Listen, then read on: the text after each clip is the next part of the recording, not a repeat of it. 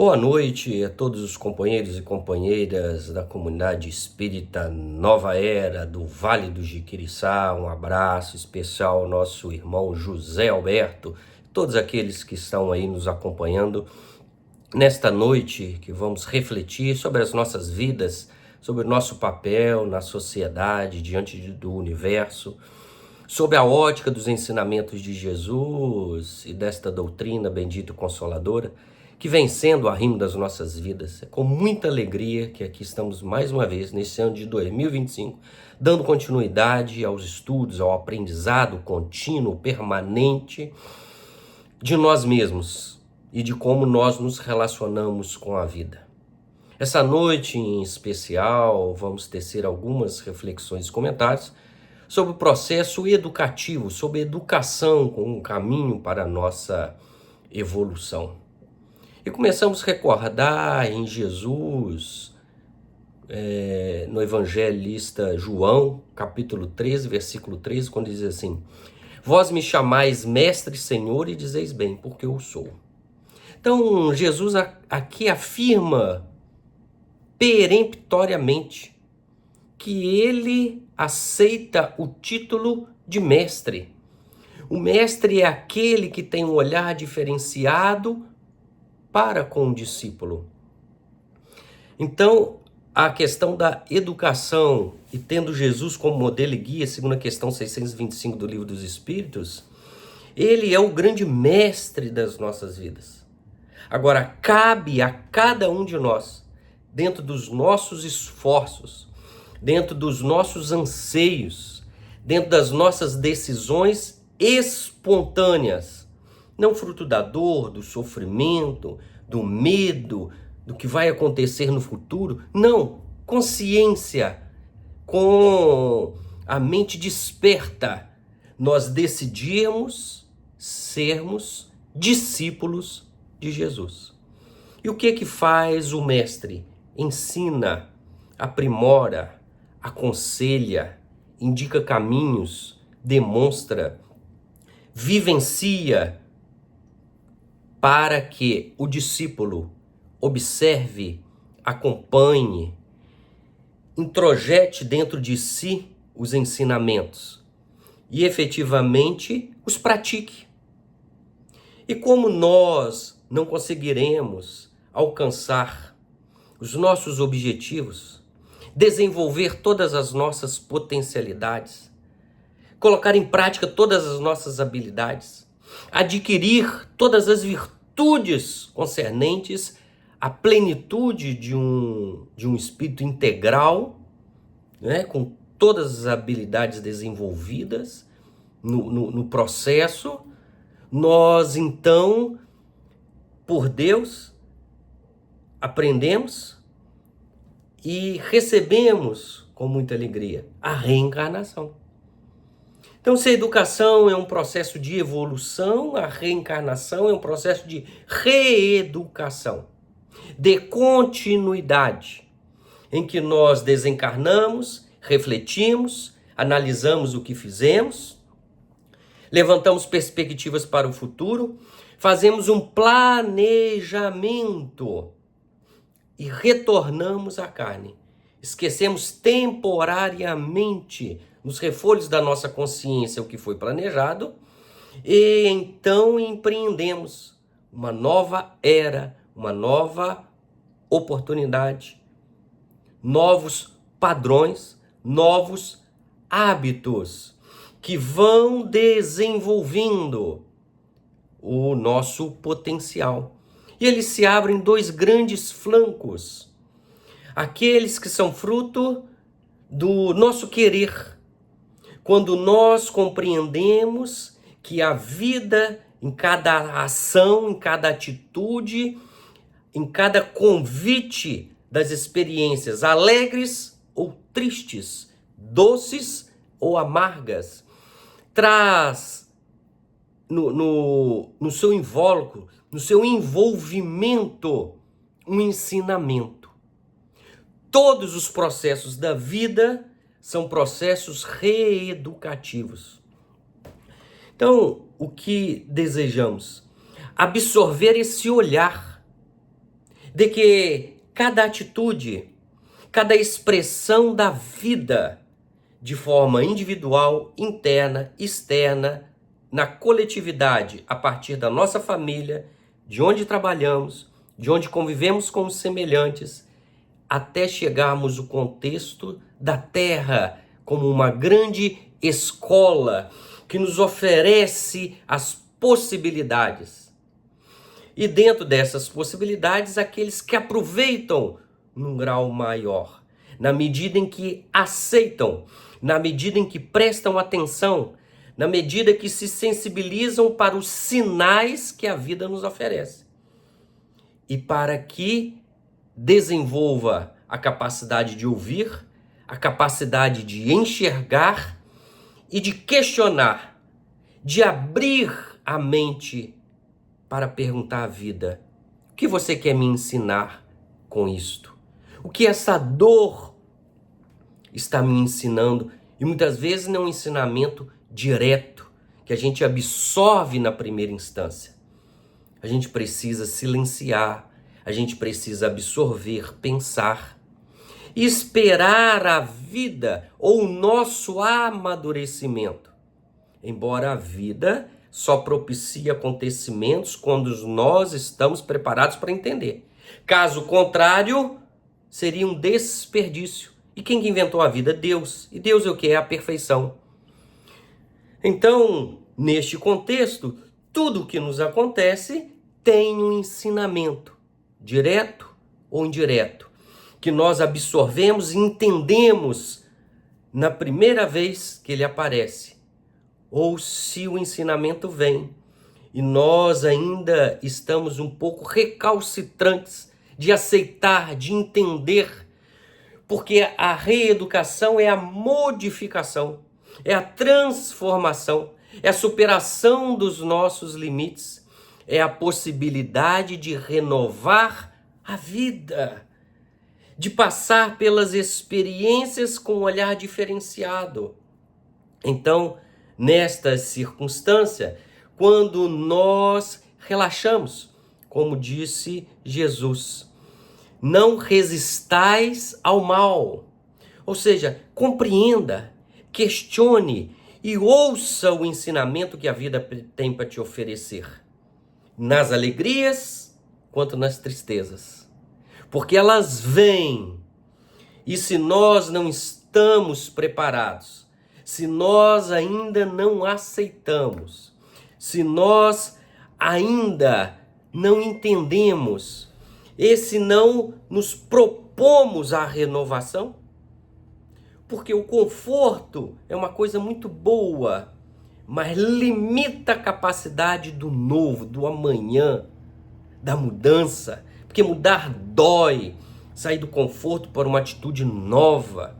Então, quando nós não estamos assim, a dor e as experiências da vida passam, mas elas retornam agora, amanhã, numa circunstância com um colorido diferenciado, mas sempre com a mesma proposta, nos ensinar. E aí, talvez um pouco mais duro, um pouco mais vivido, um pouco duro ou dolorido, um pouco mais de experiência, nós possamos entender que aquela circunstância trouxe aquilo que a gente esperava há muito tempo, mas como crianças rebeldes, a gente afastou, a gente não aceitou o processo educacional da vida. Vejamos um exemplo interessante de um mestre que estava ensinando justamente este processo ao seu discípulo. E ele então pegou um copo com água e disse para o discípulo: encha a mão de sal, coloque na água e misture. E o discípulo, como estava querendo aprender, embora sem saber as consequências e o ensinamento moral por trás daquela situação, o mestre falou: beba a água. E ele bebeu, fez uma careta, porque a água estava salgada. Ele falou: qual a sua sensação? Não muito agradável. Falou: agora deixa o copo de lado, enche a sua mão de sal e se dirigiu para um lago. Naquele lago ele joga o sal na água e ele jogou. Agora pegue com as suas próprias mãos uma conchinha de água e beba aquela água. E ele bebeu. E ele falou: o que você está sentindo? Agradável. E ele então disse: a vida é assim. O sal sempre estará presente em nossas vidas, representando as dores, as dificuldades, as questões que precisamos lidar. O meu conselho é: nós devemos deixar de ser um copo e virarmos um lago. Mas o que é ser copo, o que é ser lago? É questão de quantidade. E essa questão de quantidade nós vamos entender como abertura da mente. Quando eu sou um copo, quando eu penso só em mim, quando eu olho para as minhas dores, e que são dores reais, e que são sinceras, e que doem, corroem profundamente, não há dúvida disso, mas são nossas. A gente tende a aumentar porque a gente bota o pensamento e a energia da mente nessa dor. A gente fala da dor, a gente repete na dor. E isso só faz dissolver o sal e a água ficar mais salgada. Quando nós nos propusermos a sermos lagos, o que é ser lago? Não é ser grande, não é ser inteligente, é apenas compreender e abrir a mente para que aquele sal, aquele problema, aquela dor, aquela dificuldade, ela não fique somente conosco. E nós abrimos o nosso conhecimento e entendemos que somos um ser coletivo. E quando a gente abre a mente, nós vamos olhar para o vizinho e vamos ver que ele tem dificuldades maiores do que as nossas, num contexto diferenciado. E tanto ele como tantos outros, quando a gente deixa o copo pensar só na gente, quando a gente empresta o ouvido para entender e ouvir uma reclamação, uma angústia de outras pessoas, é um lago, a gente está abrindo. E quando nós estamos prestando atenção com o objetivo de auxiliar e aliviar a dor do outro, eu esqueço um pouco da minha. E ao esquecer, ela não saiu daqui, mas ela deixa de ter o efeito da dor que castiga, que fica latejando dentro do nosso coração, seja a dor física, seja a dor moral. Então, um conselho deste grande mestre é esta perspectiva. E como é que nós vamos edificar e conquistar? Logicamente, não é dando um salto, como ouvi a palestra, li um livro, participei de um estudo do centro, terminei de ler e de participar de um seminário e de repente a vida vai se transformar. Não, é dia a dia, é passo a passo. É o que Jesus nos ensinou a respeito da perseverança. Aquele que perseverar até o fim, este será salvo. Então, na medida que a gente se esforça para esquecer um pouquinho da dor, e dialoga com ela, tá doendo, tá, mas eu preciso continuar a vida. Eu não posso sucumbir à dor, porque a dor é passageira, como a alegria é passageira. Então, que ela venha e a gente faça a proposta. O que você quer me ensinar? Agora, tem que fazer silêncio para ouvir a resposta da dor. E quando a gente faz silêncio e abre a nossa sensibilidade para buscarmos entender o que ela tem para nos oferecer, nós ganhamos, nós aprendemos, nós suavizamos. Porque existem dores, são chamadas crônicas. Às vezes a gente nasceu e vai passar a vida inteira com ela. Significa que nós nascemos para sofrer? Não. Nascemos para aprender a lidar com ela. E como a gente lida? Abrindo as nossas perspectivas. Numa outra oportunidade, o médico estava em cima de um monte. Pegou uma vara com dois baldes, só que ele era feito de treliça, era entrelaçado, né, de bambu. Chamou o discípulo e fala: desça por favor até lá embaixo no rio, coloque água no balde, traga até a mim. Aí ele foi, voltou, né, a escadaria muito longa. Quando chegou lá em cima, como era entrelaçada, a água vazava e chegava lá em cima, a água estava quase ao fim. E o mestre falava: o que você aprendeu com isso? Que esse balde está furado, ele não tem capacidade de reter a água. Falou: então desce e pega novamente. Ele descia todas as escadas, ia lá, enchia, e à medida que ia subindo, a água ia escorrendo por entre os buraquinhos, os flancos, entre uma tira de bambu e outra. Quando chegava lá em cima, o recipiente estava quase vazio e o mestre perguntava: e aí, o que você aprendeu com isso? Aprendi e reafirmo que este recipiente não é o mais adequado para pegar a água. E ele retornou novamente. Isso foram várias vezes, para a gente entender que a quantidade de vezes que nós precisamos descer, pegar a água e subir, ou seja, ter um esforço, vai depender da nossa capacidade de compreender o porquê aquilo acontece. Até um momento que ele disse: realmente não está mais, continua vazando a água por esse recipiente. Entretanto, eu percebi que ele está mais limpo. Ou seja, começou a observar algo além daquilo que ele estava repetindo. Isso se ele não estava reclamando. Isso que a gente não sabe o que estava na cabeça dele. Isso a gente não sabe por que ele está falando. O que o mestre está fazendo comigo? Será que ele está me fazendo de bobo? O que será que ele está entendendo? Por que ele não fala logo?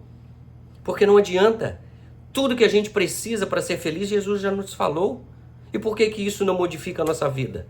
Porque não basta falar. A gente precisa edificar. E como é que se edifica? Através do trabalho contínuo, perseverante, repetitivo, diário, até que isso vire um automatismo natural, moral, do bem, do amor, da compreensão e das virtudes que todos nós precisamos desenvolver. Então o mestre falou: agora não precisa mais descer. Você compreendeu que somente através da repetição. Então a gente faz uma oração, então a gente lê o evangelho, então a gente faz o culto do evangelho no lar. E já leu o evangelho mais de 10 vezes. Quantas vezes eu preciso ler o evangelho para que ele entre dentro dos nossos corações? Para que ele consiga me oferecer uma capacidade de ter um olhar diferente para a vida, para o sofrimento, para a dor, para as limitações, para as dificuldades naturais de todos. Porque diz o evangelho segundo os pedidos, a dor nos faz irmãos, porque todo mundo sente dor. Em graus, em perspectivas diferentes, porque depende se você é um copo d'água, se você é um balde, se você é uma caixa d'água, se você é um lago, se você é o próprio mar. E quando a gente se integrar efetivamente no contexto geral, nós então compreenderemos que na medida em que Deus, que a divindade deixa de ser um mistério, e nós passamos a ser cooperadores e colaboradores da grande tarefa de elevar todas as pessoas, todos os seres, todos os mundos, ao processo do melhoramento, da evolução, da pacificação. Então, nós não precisaremos mais das dores, dos sofrimentos para nos ensinar. Entretanto, a gente acaba pedindo e solicitando a dor para ensinar o outro. Ter paciência, compreensão, resignação, obediência, disciplina. Olha quanta coisa nós ensinamos ao outro, na medida em que ele nos vê sofrer e efetivamente sente, acompanha a nossa compreensão, a nossa não revolta por aquilo que temporariamente está querendo nos dizer. Você nasceu para amar, para ser feliz. Então, empreende efetivamente dentro de você aceite e se harmonize com a natureza. Jean-Jacques Rousseau foi um filósofo na época de Kardec, francês, e disse assim: o melhor método de ensino é aquele que mais se aproxima da natureza. E o que Jesus fez? Fez as suas pregações, os seus ensinamentos, as suas curas, os seus conselhos na natureza. Sempre esteve em contato com ela, assim como o seu grande discípulo Francisco de Assis, que abriu mão de viver em sociedade, dentro do seu lar, e efetivamente se entregou à natureza, se harmonizando, porque a natureza somos nós. Porque os elementos da chuva, do vento, do ar, do fogo, da terra, estão em nós. Porque somos todos um. Somos o mesmo ser coletivo. E na medida em que a gente aceita, na medida em que nós compreendemos a importância das pequenas coisas, quando Jesus disse assim: contemplai as aves do céu, olhai os lírios do campo, o que ele estava falando? Pare um pouquinho a vida, o processo racional de intelectualidade, e sinta.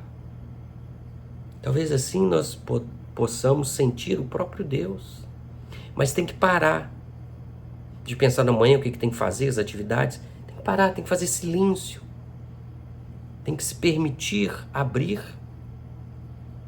E quando nós observarmos a natureza, nós vamos entender a mecânica divina. E ao compreender, fica mais fácil da gente participar. De forma consciente e espontânea. São dois fatos fundamentais neste processo. E foi por isso, um dos grandes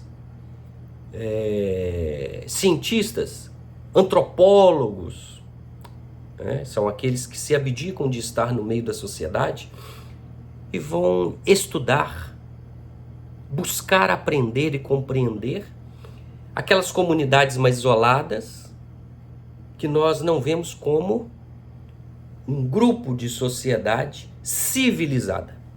São os índios, são as tribos africanas, ou lá no extremo do nosso planeta, e que convivem com a natureza de forma harmônica, que não tem os problemas que nós temos aqui em sociedade. E aí, este determinado antropólogo foi numa comunidade, lá tinha um xamã. O xamã é o responsável pela parte política, pela parte religiosa, pela parte médica, pela parte do direito para harmonizar os conflitos entre as pessoas.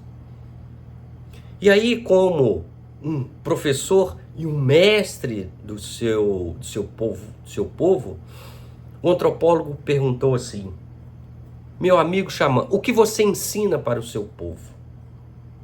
E ele disse assim: 4 coisas eu ensino ao meu povo. Que poder de síntese, né, meus irmãos? O que nós ensinamos para os nossos filhos? Fazer uma comparação para a gente entender a profundidade da resposta dele. A gente consegue 4 pilares básicos da educação dos nossos filhos, daqueles que convivem conosco. E ele falou: primeiro, eu ensino o meu povo a ouvir. Nós aprendemos a ouvir, fomos ensinados a isso.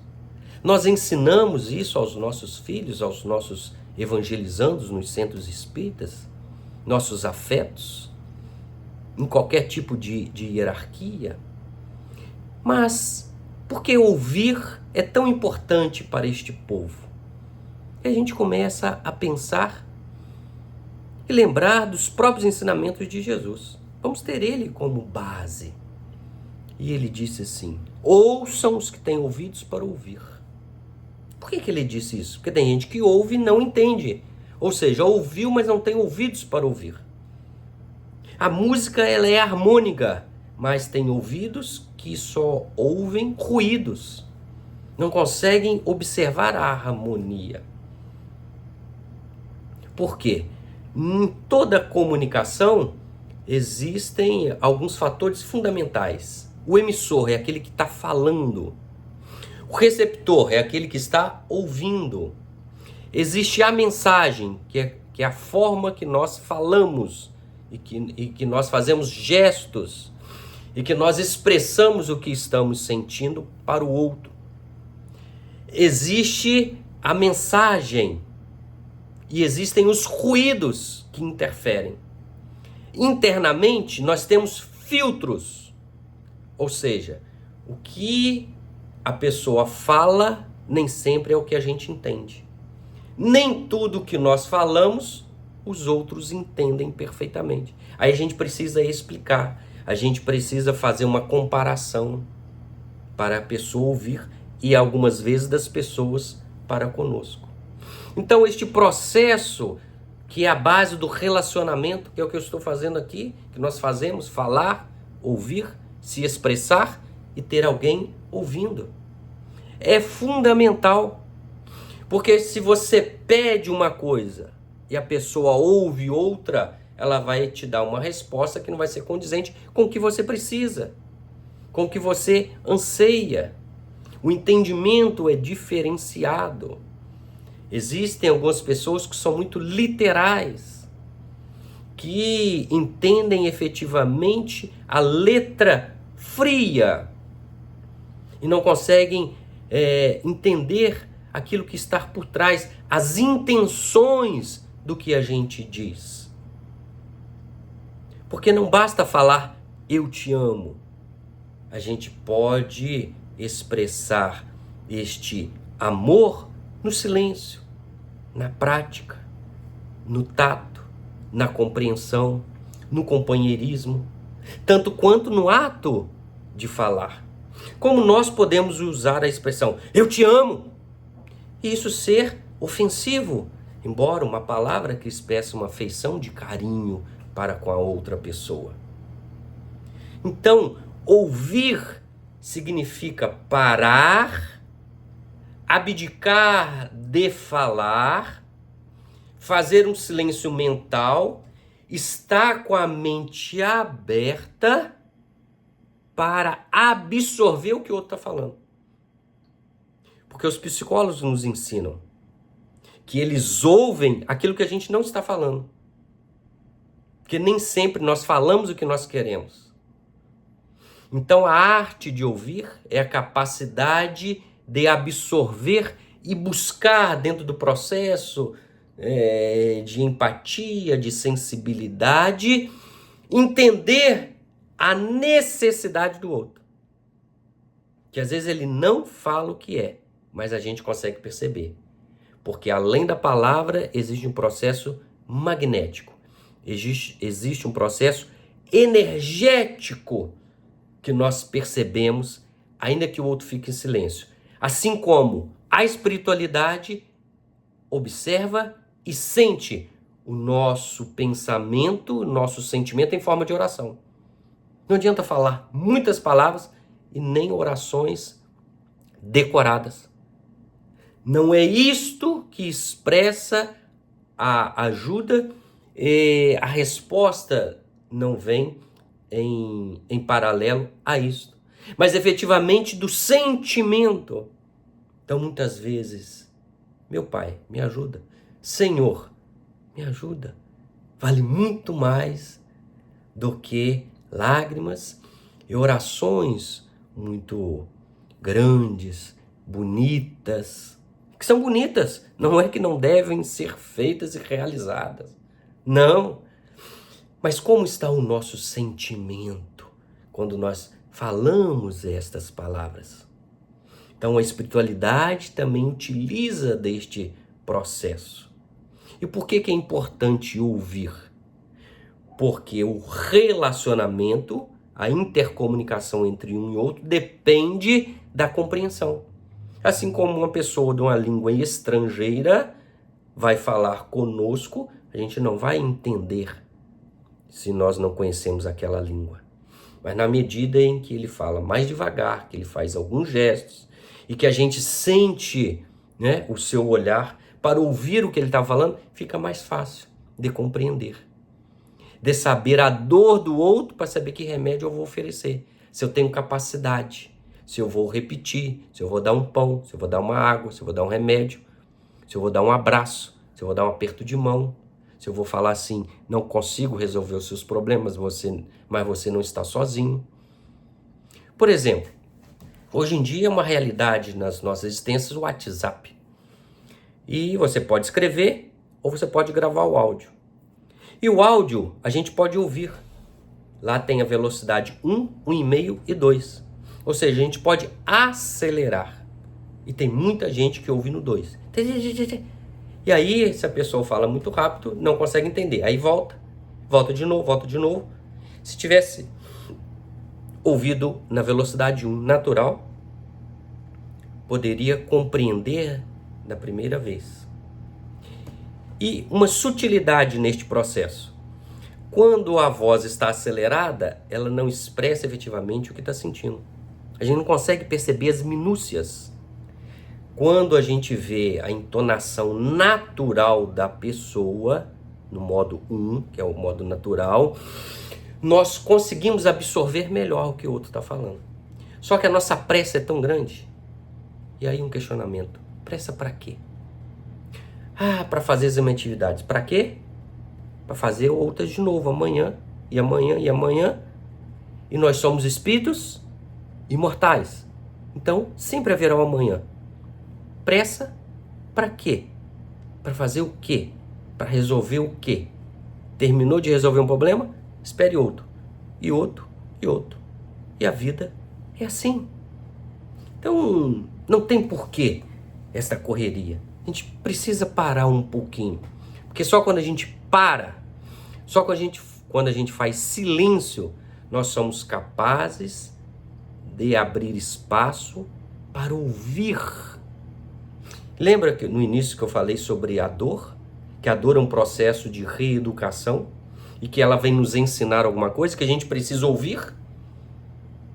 Então, em vez de reclamar, de expressar a dor, a gente precisa fazer silêncio. Não que a gente não vai procurar minimizá-la, tomar os remédios, ir no médico, nada disso.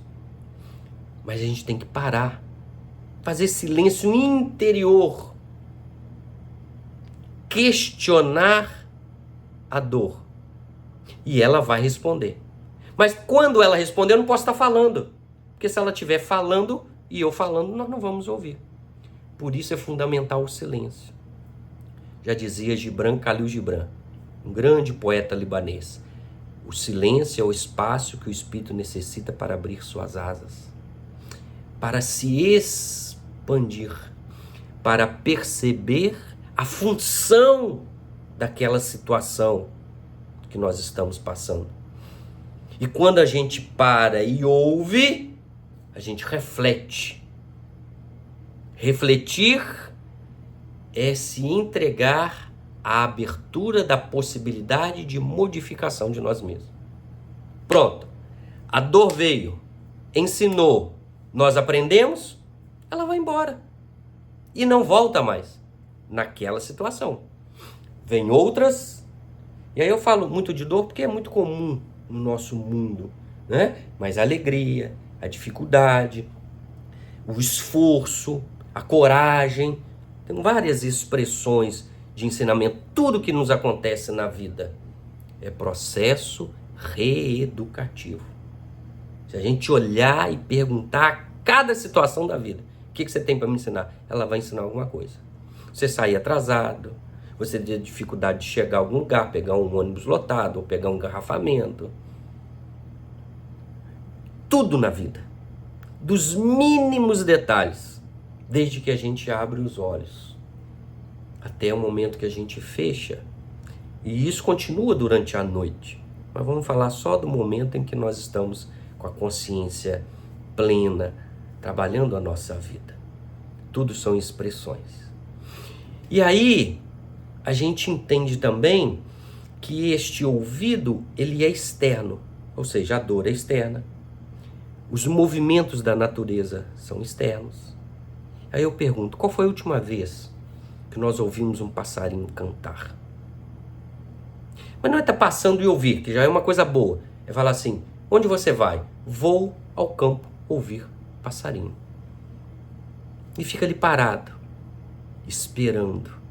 E no esperar, e no silêncio, e no observar os pássaros do céu, nós vamos ouvir mais do que os seus cantos.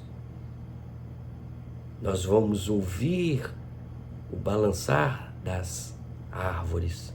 E às vezes a gente pensa, esta árvore está exalando oxigênio. Eu não vivo sem oxigênio, então eu absorvo. Temos que ser grato a esta árvore. Mas em contrapartida, a gente exala gás carbônico, que é um dos sustentáculos da vida da biologia, das árvores. Ela absorve o gás carbônico. Ou seja, nós somos mutuamente dependentes uns dos outros. Mas na vida, a gente se lembra disso no dia a dia, no corre-corre, nas atividades, corre daqui, vai para ali, vai para cá. Não, a gente costuma esquecer. Então, quem sabe, neste momento de visitar o campo, ou uma serra, ou qualquer lugar da natureza, tomar um banho de chuva, que é receber uma bênção, que é tomar um passe direto da espiritualidade, tomar o sol que sustenta a nossa vida, em vez de ficar reclamando do calor, ouvir a voz de Deus através de um trovão, observar a maravilha de um raio, de uma descarga elétrica da natureza, que vem romper miasmas dos elementos dos nossos pensamentos, trazendo suavidade para a vida. Ou uma tempestade que arrasa em determinado local e depois observarmos a tranquilidade que vem, a bonança que vem depois de uma tormenta. Isso é ouvir. Mas além das questões externas, nós temos um ouvido interno. E aí a gente precisa questionar. Nós temos ouvidos para perceber o que a nossa consciência está querendo nos falar? Mas como eu ouço a consciência? Exercitando, fazendo silêncio, perguntando a ela e esperando o retorno do que ela vai dizer. Geralmente quando vamos dormir e colocamos a cabeça no travesseiro, a consciência é o momento que ela tem para falar. A gente ouve e reflete, como nos ensinou o Santo Agostinho na questão 919A do Livro dos Espíritos. O que eu fiz? As conversas, as atitudes que eu tive com o meu semelhante, poderia modificar, agredir alguém, fui agredido, o que eu preciso aprender? Posso melhorar para amanhã? Vou pedir desculpa? Vou perdoar? A consciência fala. Você não precisava mais falar daquele jeito, usar aquela entonação na sua voz. A gente ouve a consciência que diz: você pode mais, você é filho de Deus, você é uma centelha divina, você nasceu para ser feliz. Está esperando o quê? Que outra pessoa faça aquilo que depende de você? Vamos continuar terceirizando os nossos problemas? Ou colocando as expectativas da nossa vida nas mãos das outras pessoas? É a consciência conversando conosco. Ou a gente fica no celular ou assistindo televisão, ou ouvindo rádio até os olhos fecharem de cansaço. Ou a gente toma remédio para dormir, entendendo que não é que não deva tomar, existem muitos que precisam. Outros que não precisam tanto, mas que não equacionaram esta questão porque não querem ouvir a consciência e abafa com alguma coisa externa. Será que ouvimos as manifestações do nosso corpo físico? Porque o corpo fala. Outro dia, era 2 horas da tarde, começou a me dar uma dor de cabeça. Falei, nossa, mas por que essa dor? Não almocei, não comi nada. Acordei 6 horas da manhã, tomei um café e não comi mais. O corpo precisa de energia, de carboidrato, precisa de proteínas. E ele estava falando, e ele manifestou, e um incômodo veio, e eu achei que eu devia continuar trabalhando. Tem um momento que ele gritou. Será que nós ouvimos a importância do descanso, o beber água, o se alimentar de forma frugal para ganhar energia, o se exercitar? E exercitar não é somente na academia, é qualquer trabalho de movimento biológico, varrer uma casa, limpar, andar, subir, descer. Porque este corpo físico é que nos propicia as experiências da vida para a nossa evolução. Temos que dar conta dele, temos que auxiliá-lo, temos que cuidar dele. A dor em algum órgão que nós temos é um sinal, é um alerta da vida. Ele está sobrecarregado antes de que ele possa falir e nos levar a óbito, ao desencarne, a um suicídio indireto. Vamos ouvir, vamos agradecer aquela dor para entender que precisamos reformular as nossas atividades biológicas. Porque o corpo é sagrado, quem inventou ele foi Deus.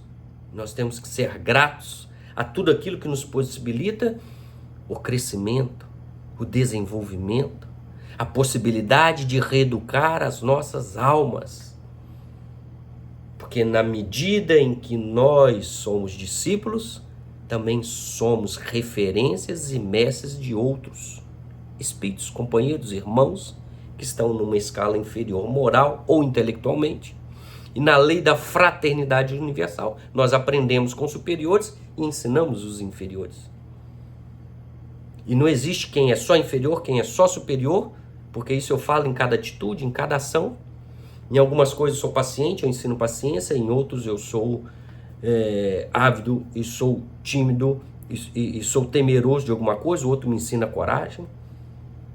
E assim nós vamos aprendendo. Já diz o Evangelho, os exemplos não vos faltam, o que vos falta é a boa vontade, que é rara. E aí nós nos lembramos de um cego que estava parado na beira da estrada e ouviu Jesus passar. Olha que interessante. Ouviu, ele era cego. E ao ouvir, ele gritou, Senhor, filho de Davi. Senhor, filho de Davi. E começou a gritar a plenos pulmões. Nós já ouvimos Jesus passar nas nossas vidas? Que papel ele representava? Veio na forma de uma dor, veio na forma de um irmão, de uma solicitação, de uma dificuldade. Veio na forma de música, na forma de um conselho. Veio na forma de uma doença. Como ele se manifesta?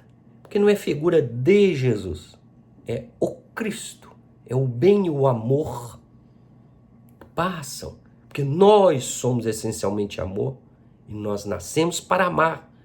E quem ama é feliz, porque exerce a capacidade de oferecer ao outro aquilo que é tão bom para si. É tão bom ser bom. Vamos experimentar. E os discípulos procuraram abafá-lo. Não grite, é o mestre que está aqui. Mas é justamente isto. Porque quando nós ouvimos e decidimos seguir Jesus, muitos vão falar, te conheço, você é fogo de palha, eu sei o que você fez no verão passado, você não é de nada. Quem que você acha que você é? Quem que você acha que você é para Jesus ouvir o que você está gritando? Mas quando é sincero, quando vem das estruturas íntimas do nosso peito, da nossa alma, do nosso ser, encontra ressonância no Mestre, naquele que é referência, que vem nos ensinar. E Jesus pede para que ele se aproxime. Aí ele tira a túnica, a capa. Ou seja, precisa modificar. Pode continuar do jeito que está. Depois de ouvir, a gente precisa agir. E ele retira e vai até Jesus. Jesus pergunta: o que queres que eu te faça? Se Jesus chegasse hoje para nós e perguntasse isso, o que iríamos responder? Algumas vezes faço esse questionamento e até hoje não sei o que eu ia falar. Mas ele sabia. Porque na cegueira dele, o que é ser cego? É você não ver. Você não vê o bem, mas não vê também o mal. Você não vê a alegria, mas também não vê a tristeza. Você desenvolve outras potencialidades, como a capacidade de ouvir, como os sinais que a vida nos dão. Às vezes é um sinal amarelo de atenção, às vezes é um sinal vermelho. Não ultrapasse, que não será produtivo para você. E às vezes nós somos insistentes, meus irmãos.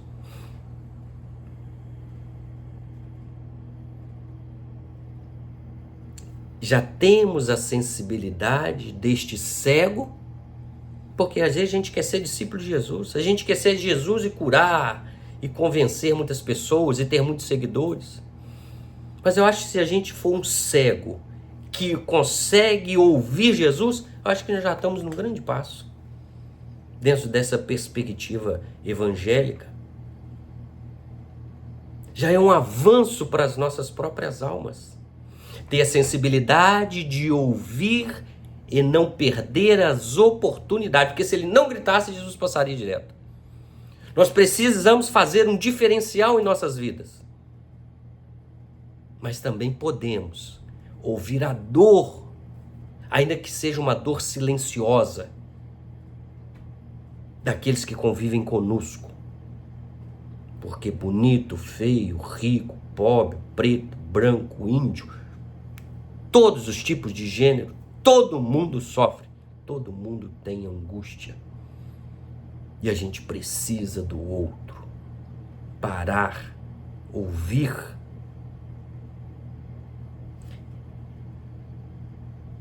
É um passo na reeducação que vai nos levar à evolução e ao progresso.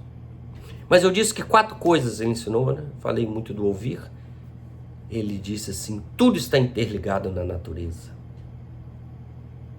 Ele ensina isso. Lá no Livro dos Espíritos tem uma frase muito bonita que diz que desde o átomo ao arcanjo tudo está interligado. Eu falei da planta e falei da gente, estamos interligados. O sol e nós estamos interligados. Todos nós somos irmãos. Todos nós somos espíritos criados simples e ignorantes. Papéis diferentes, experiências diferentes. Mas o amor não é uma ilha isolada que a gente habita enquanto outros vão viver as suas experiências. O amor é a expressão da coletividade, da comunidade,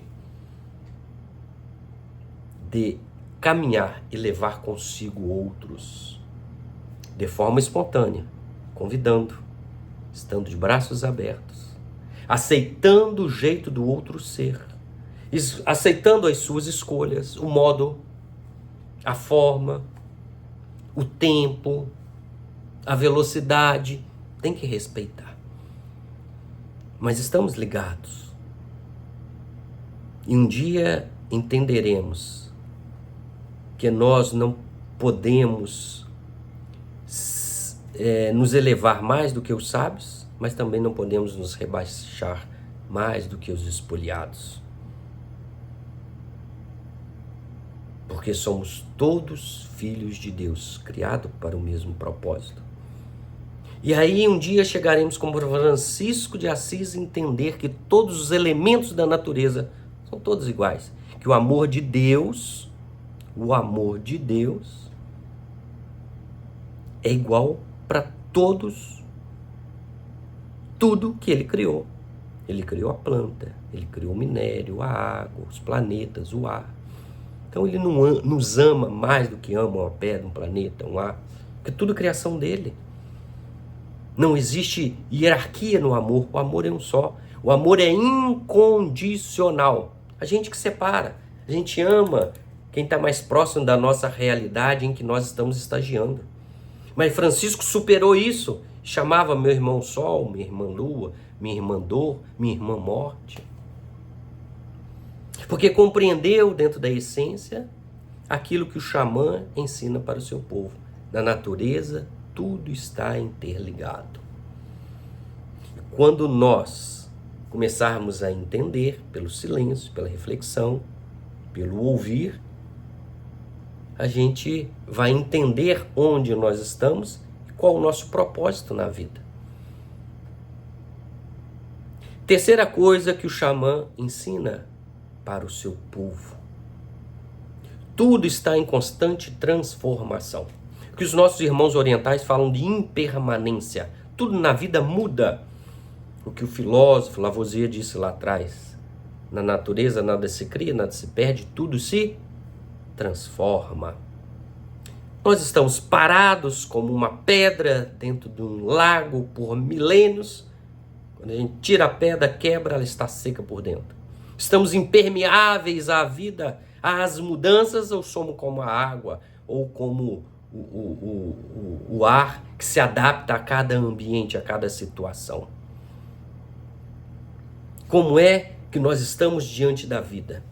Passamos por um momento de felicidade e fixamos e queremos repetir aquilo infinitamente? Só ter alegria na vida? Só ter prazer? Não ter problema nenhum?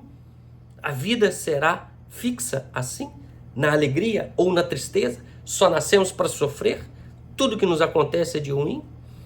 Ou nós entendemos que existe um fluxo assim como as ondas do mar que vão, que vêm, que sobem, que descem, que estouram, mas na profundidade dos mares da nossa consciência, nós podemos ser como as baleias que mergulham quilômetros até na essência da nossa própria alma, para nos identificarmos com todo o universo, com todas as expressões de vida que nos rodeiam e que fazem parte como nós, que tudo está interligado.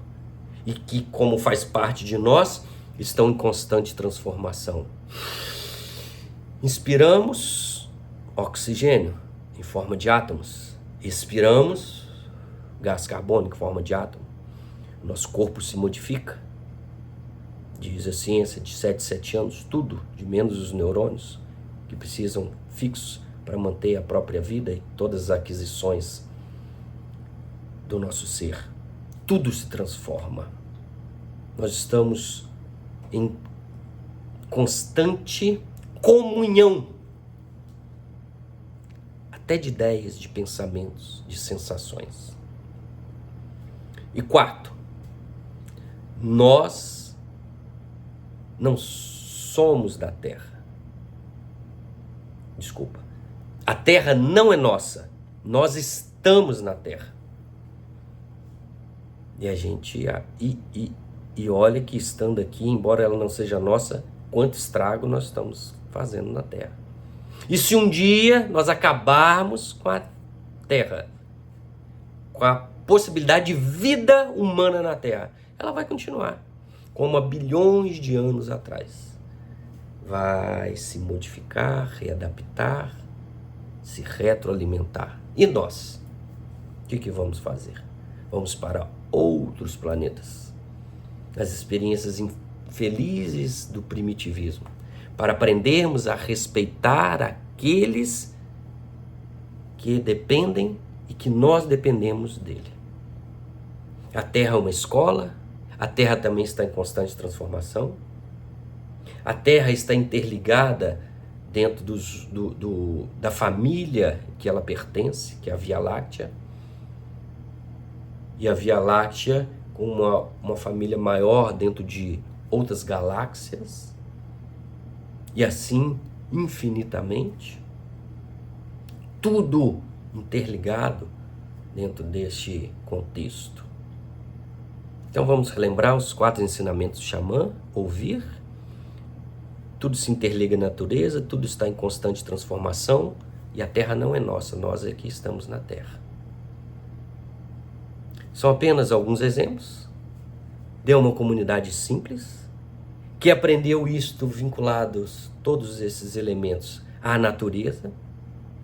Nós vivemos, dependemos da natureza para estarmos aqui, dependemos do sol. Sem sol não há vida, sem vida não há botânica, sem alimento nós não sobrevivemos. E o Espiritismo vem nos oferecer caminhos, fórmulas, perspectivas, ideias, vem nos revelar o plano espiritual, a imortalidade da alma, os diversos planetas, todos eles habitados. E Jesus vem nos demonstrar que nós somos amor, nós vivemos por amor, vamos desenvolver o amor. E só Ele é eterno, segundo Paulo, 1 aos Coríntios 13. Somente o amor é eterno. Por que não investimos todo o nosso tempo, todas as nossas atitudes no amor? Porque nós queremos ser amados, mas nos disponibilizamos muito pouco, ceder um pouco de nós, sair daquele copo d'água e sermos um lago. Porque o lago é muito mais diversificado. Existe alga, existe pedra, existem outros animais que ali sobrevivem.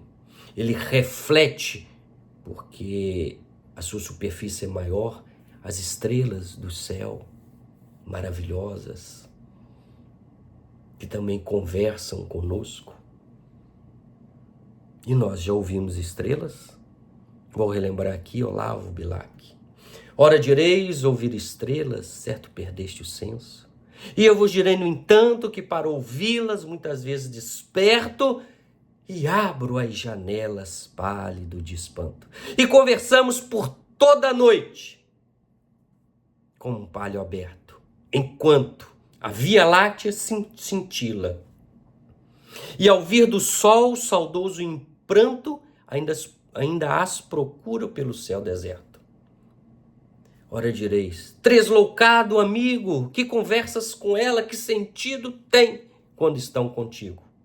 E eu vos direi, no entanto, amai para entendê-las, pois só quem ama tem capacidade de ter ouvidos para ouvir e entender estrelas.